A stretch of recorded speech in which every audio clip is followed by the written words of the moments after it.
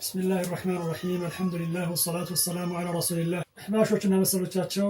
ኪታብ التوحيد الأصول الثلاثة ሲያብጠለጥሉ እንሰማለን ሲያነውሩ እንሰማለን በተደጋጋሚ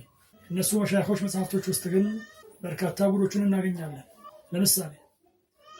البرهان المؤيد የተባለ አንድ መጽሐፍ ውስጥ ምን እናገኛለን መጽሐፉ የአህመድ الرفاعي ነው ተብሎ ይባላል صرف الأولياء في الأكوان وجعلهم يقولون كن فيكون الله سبحانه وتعالى ለወልዮች ተصرفን እንዳሻቸው ማድረግን ሰጥቷቸዋል እዚያስ ነገሮችን ሁን ይላሉ ይሆናሉ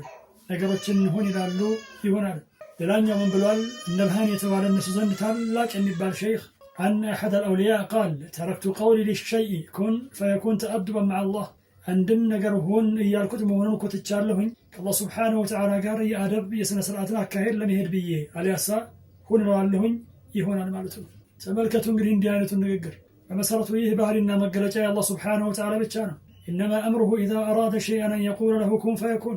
አንድን ነገር በሻ ጊዜ እንዲሆን ሁን ይለዋል ከዚያም ይሆናል ይሄ ሰዎች ባህሪና መገለጫ አይደለም ነብዩ ሰለላሁ ዐለይሂ ወሰለም እንኳን የሚችሉት አልነበር ማጎታቸው እንዲሰልም የቻሉትን ያህል አድርገዋል ቁል ላ ኢላሃ ኢላላህ እያሉ እስከ መጨረሻ ሰዓት ድረስ ታግለዋል አልሆነም ቢችሉ ኖሮ ያደርጉት ነበር አላህ Subhanahu Wa Ta'ala የተከበረው ቁርአን ላይ ምን ብሏል انك لا تهدي من احببت ولكن الله يهدي من يشاء አንተ የወደድከውን አትመራም ነገር ግን አላህ Subhanahu Wa Ta'ala ሻውን የፈለገውን ይመራል ነው በአንተ እጅ አይደለም ቁል ኢኒ ላ አምሊኩ ለኩም ضرا ولا رشدا እናንተ ጉዳትንም ሆነ ቀንን መንገድ መምራትን አልመልክላችሁም በእጅ አይደለም ብለህ በላቸው ነብዩ ሰለላሁ ዐለይሂ ወሰለም እንዲህ ከሆኑ እንግዲህ ተከታዮቻቸው ወይም ሌላው ምን ሊሆን እንደሚችል መገመት በጣም ቀላል ነው ከዚህም ጋር ግን የነሱ መሻይኾች